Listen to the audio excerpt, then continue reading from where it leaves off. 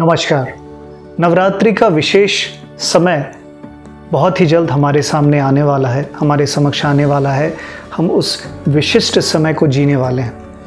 ये जो विशेष नवरात्रि काल होता है, वैसे तो साल में 4 बार होते हैं, लेकिन ये बृहद रूप से मनाया जाने वाला पर्व है शारदीय नवरात्रा, जिसकी शुरुआत 22 सितंबर 2025 सोमवार के दिन से होने जा रही है और विजयादशमी को हम सभी 2 अक्टूबर को मनाएंगे। ये नवरात्रि काल जो होता है बहुत ही विशिष्ट होता है, बहुत ही शुद्ध होता है और इसीलिए इस समय में हमें शुद्धता और अपने विशिष्ट कर्मों का विशेष ध्यान रखना चाहिए। तो आज के इस सेशन में हम इसी पे चर्चा करेंगे कि हम किस प्रकार अपनी शुद्धता को मेंटेन करते हुए चल सकते हैं, माता रानी को हम क्या कुछ अर्पण कर सकते हैं जिससे हमें उनका विशेष आशीर्वाद मिले। और ये हम 9 दिनों के लिए 9 माताओं के रूप के लिए अलग अलग चीज़ें आपको बताएंगे जो आपको उन्हें प्रसाद के रूप में अर्पण करनी चाहिए। तो आइए शुरुआत करते हैं आज के शास्त्रवाणी के इस नए सेशन का। नमस्कार, मेरा नाम रवि पराशर है और मैं आप सभी का स्वागत करता हूं। तो चलिए शुरुआत करते हैं आज के इस सेशन की। सबसे पहले हम ये जान लेते हैं कि नवरात्रि की शुरुआत घट स्थापना के साथ किस समय में करनी चाहिए, वो विशिष्ट समय क्या है। यदि आप घट स्थापना कर रहे हैं तो भी, और यदि नहीं करते हैं तो भी हमें पूजा की शुरुआत किस दिन और किस समय से करनी चाहिए। 22 सितंबर आप सभी जान रहे हैं, लेकिन जो घट स्थापना मुहूर्त है वो सुबह 6:09 से लेके 8:01 तक का समय है, जो कि बहुत ही स्पष्ट रूप से हमारे पंचांग में दिया गया है। यदि किसी वजह से आप इस समय पर घट स्थापना या अपने पूजन की शुरुआत नहीं कर पाते हैं तो आपको अभिजित मुहूर्त का इस्तेमाल करना चाहिए। अभिजित मुहूर्त 11:49 से लेके 12:37 तक का है। तो ये दोनों ही वक्त, जो सुबह की घट स्थापना का वक्त है या फिर अभिजित काल का वक्त है, ये दोनों ही पूजन घट स्थापना के लिए बहुत ही विशिष्ट हैं। एक बात का विशेष ध्यान रखें कि हर दिन जो सूर्योदय के बाद का जो होरा होता है वो बहुत ही महत्वपूर्ण होता है। तो प्रयास करें कि हर दिन का पूजन आप प्रथम होरा में ही खत्म करने की कोशिश करें। अब आते हैं कि हम किस प्रकार अपनी शुद्धता को बैलेंस करें इन 9 समय में, और इसकी ज़रूरत क्यों है। तो जब आप चारों दुर्गा पूजा या नवरात्रि को गौर करेंगे तो ये उस वक्त में पड़ता है जिस समय मौसम, ऋतुओं में, वातावरण में एक स्ट्रॉन्ग चेंज होता रहता है, एक बहुत ही स्ट्रॉन्ग एनवायरनमेंट क्रिएट होता है, मौसम में बदलाव होते रहता है और उस वक्त हमारे शरीर, हमारी बॉडी को वातावरण से अडेप्ट करने में थोड़ी समस्या आती है, पाचन की समस्या आती है, इन्फेक्शंस की समस्या आती है। उस समय में हमें खाने पीने का विशेष ध्यान रखना होता है। इसीलिए हमारे शास्त्र में हमारे ऋषि मुनियों ने ये बताया कि उस वक्त बेहतर है कि हम खाना ना खाएं, पकाया हुआ खाना, और जो सीजनल उस समय में फल फूल हमें मिल रहे हैं, कुछ सब्जियां जो हम डायरेक्टली खा सकते हैं, उनका इस्तेमाल करते हुए फलाहार पर अपने 9 दिन को बिताएं, ताकि हमारा शरीर उस वक्त के वातावरण में अच्छी तरह से ढल सके और फिर हम अपने नियमित खाने पीने को कंटिन्यू कर सकते हैं। अब आज के वक्त में जब फिज़िकल एक्टिविटीज़ बहुत बढ़ गई हैं, लोग नौकरी पेशा ज़्यादातर हो चुके हैं, स्टूडेंट्स की भी फिज़िकल एक्टिविटी गुरुकुल के ज़माने के हिसाब से आज के समय में कहीं ज़्यादा बढ़ गई है। तो फलाहार पे रहना हर किसी के लिए संभव नहीं हो पाता, क्योंकि उतनी एनर्जी उनको नहीं मिल पाती, कमज़ोरी महसूस होने लगती है। तो इस वक्त में आप सभी कम से कम सात्विक भोजन का प्रयोग कर सकते हैं। अब भोजन के कुछ नियम हैं जिसका हमें ध्यान रखना चाहिए। वैसे क्षेत्र के हिसाब से सात्विक भोजन अलग अलग तरीके से माना जाता है, जैसे कि कुछ जगहों पे केवल मांसाहार ना करना, अर्थात कि आप वेजिटेरियन फूड खा रहे हैं वो ही सात्विक है। कुछ जगहों पे वेजिटेरियन फूड में भी प्याज और लहसुन, इन 2 चीज़ों को नकारा गया है, क्योंकि इन्हें तामसिक रूप में काउंट किया जाता है, तो इनका हटा करके ही सात्विक भोजन काउंट किया जाता है। साथ ही आज के समय में बहुत से लोग इस बात पे भी ध्यान देते हैं कि हम बाज़ार से लाई हुई चीज़ें, स्पेशली जो पैक्ड नमक मसाले होते हैं, उनका इस्तेमाल ना करें, क्योंकि उनमें प्रिजर्वेटिव्स और केमिकल्स होते हैं। और साथ ही मसालों में ड्राइड ओनियन और जिंजर यानी कि प्याज और लहसुन के अर्क उसमें मौजूद होते हैं। तो इस वक्त आप ये कर सकते हैं कि घर में बने हुए खाने स्पेशली और ऑर्गेनिक खाने, बाहर के नमक और जो मसाले होते हैं उनको अवॉइड करें। नमक में आप सेंधा नमक का इस्तेमाल कर सकते हैं, जो पिंक सॉल्ट होता है उसका इस्तेमाल कर सकते हैं, पहाड़ी नमक का इस्तेमाल कर सकते हैं, और मसाले आप जो पूर्ण मसाले, साबुत मसाले होते हैं उनका इस्तेमाल कर सकते हैं। इन चीज़ों के साथ आप अपने सात्विक डाइट को फॉलो कर सकते हैं।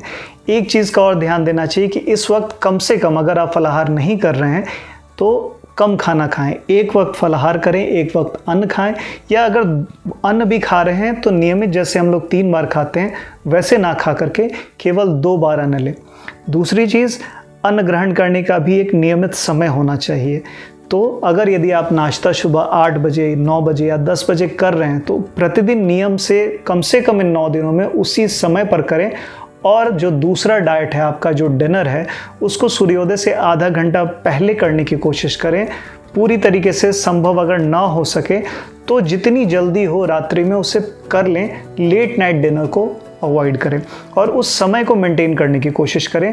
ये एक नियम, एक तप के रूप में होगा, आपका अर्पण होगा, आपकी श्रद्धा होगी, आप शारीरिक रूप से माता की भी सेवा करने का प्रयास करेंगे।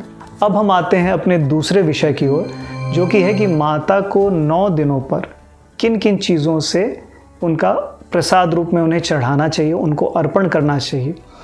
वैसे तो फल, फूल, मिठाइयाँ हम प्रतिदिन माता को नैवेद्य के रूप में चढ़ाते रहते हैं प्रसाद के रूप में, लेकिन कुछ स्पेसिफिक चीज़ें हैं जो प्रतिदिन के हिसाब से चढ़ती हैं, तो आज हम उन्हीं पे चर्चा करेंगे। प्रथम दिन माता शैलपुत्री का दिन होता है और इस दिन माता को गाय का घी, जो कि उन्हें बहुत प्रिय है, उसको चढ़ाया जाना चाहिए। चढ़ाने के बाद घी को प्रसाद रूप में भी ग्रहण कर लेना चाहिए चढ़ाने वाले जातक और पूरे परिवार की तरफ से, क्योंकि इसी प्रसाद से माता आरोग्यता का आशीर्वाद सभी बच्चों को देती हैं। दूसरे दिन अर्थात माता ब्रह्मचारिणी के पूजा के दिन माता को शक्कर का भोग लगाया जाता है। अब शक्कर, कई लोग इसे जो चीनी हम चढ़ाते हैं उससे कंफ्यूज करते हैं, लेकिन शक्कर वो नहीं होता है। आप पूजा के दुकान में जाके मांगेंगे शक्कर, तो वो भूरे कलर का एक भुर्रा जैसा आपको देंगे जो मीठा ही होता है, लेकिन वो रिफाइंड चीनी नहीं होता है, वो ऑर्गेनिक चीनी होता है। तो उसको चढ़ाया जाता है, जो माता ब्रह्मचारिणी को बहुत प्रिय है, और ब्रह्मचारिणी माँ के आशीर्वाद से उसे प्रसाद रूप से ग्रहण करने में आयुष्य का आशीर्वाद प्राप्त होता है। तीसरे दिन अर्थात माता चंद्रघंटा के दिवस के दिन हमें गाय के दूध से बने खीर या सफ़ेद मिठाई जिसमें कि किसी दूसरी चीज़ को न मिलाया गया हो, जैसे कलाकंद, उसको आप चढ़ा सकते हैं, जो पूर्णतः दूध से बना हो, उसमें किसी और चीज़ की मिलावट न की गई हो। हालांकि मेरा ये आपको अनुरोध रहेगा या आपको मैं सजेस्ट करूँगा कि घर में बनी हुई चीज़ें, जैसे आप खीर बनाएं और उसको चढ़ाएं। ऐसा करने से दुखों का अंत और सुखों की अनुभूति, साथ ही घर में एक बहुत ही अच्छा माहौल बने, इसके लिए माता हमें आशीर्वाद देती है। चौथे दिन अर्थात माता कुष्मांडा के दिवस पर हमें मालपुआ का भोग लगाना चाहिए। मालपुआ का भोग लगाने से और उसे प्रसाद रूप से ग्रहण करने से माता हमें तीक्ष्ण बुद्धि और इंटेलेक्ट का आशीर्वाद देती हैं। सोचने और समझने की समझ बढ़ती है।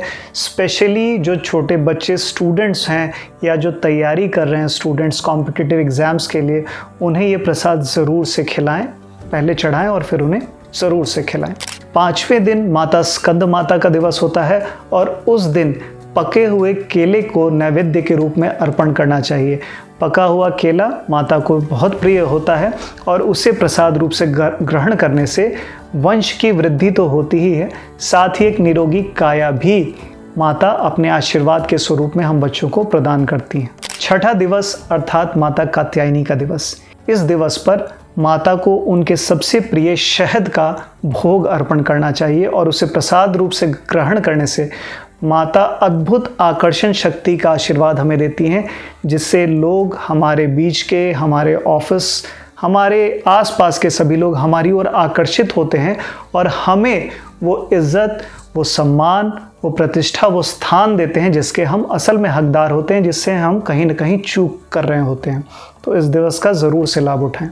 सातवां अर्थात महाकाल रात्रि का दिवस। इस दिन माता को प्रिय गुड़ का भोग लगाना चाहिए। प्रयास करें कि वो गुड़ रिफाइंड ना हो, केमिकली रिफाइंड ना हो, वो ऑर्गेनिक गुड़ हो, उसको ही भोग पे लगाएं।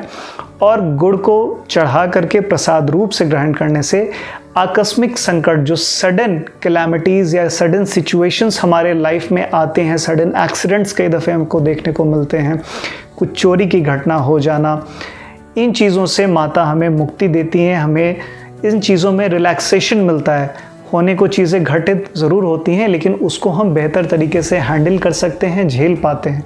इसके लिए माता हमें शक्ति और बुद्धि देती हैं, तो इसका लाभ भी आप अवश्य उठाएं।